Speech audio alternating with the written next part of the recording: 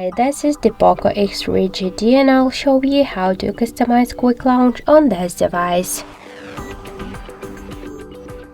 So by double press to the power key button, now we could see that I could activate the camera app. And for example, if you want to use the torch or the camera app and you just want to change it but you don't know how to do that, you should open first the settings, then scroll down to additional settings, tap to gesture shortcuts, and here you'll see launch camera section. Just tap on the switcher to disable the camera app and tap here to turn on torch. Click on the switcher to activate the option, and now by double press to the power key button, you could see that by the double press the power key button, flashlight successfully activated. To turn it off, click on this double tap twice to the power button again, and that's it.